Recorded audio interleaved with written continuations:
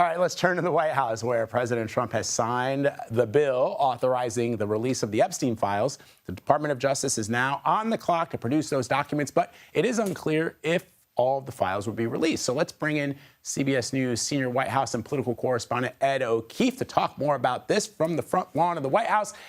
All right, Ed, I heard you this morning on CBS Mornings. What are we expecting to see in those documents, and could there be some details left out?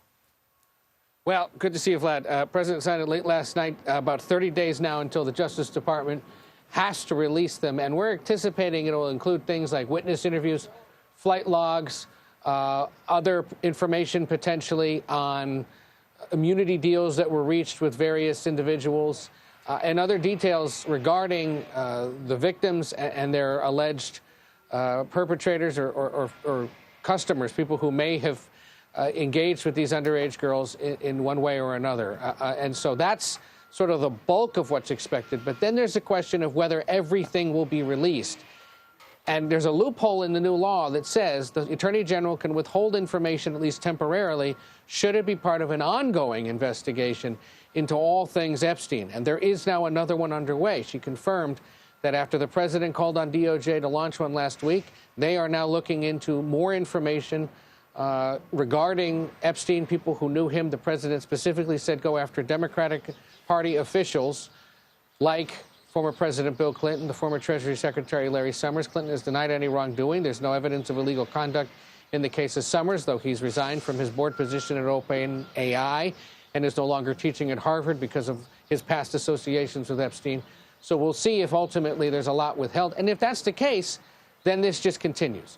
And both parties may see political advantage in having it continue, because if there's an investigation looking into Democrats, Republicans might argue it's bad for them. But the longer this goes on, it drags down the president and his administration, distracts from other things they're trying to get done. Yeah, except, as you know, Ed, Democrats have been fully in support of releasing these files without any loopholes or without any further investigations. And I think it's remarkable that the DOJ a few years ago said that there was nothing left to investigate. Now the president is suggesting that there is.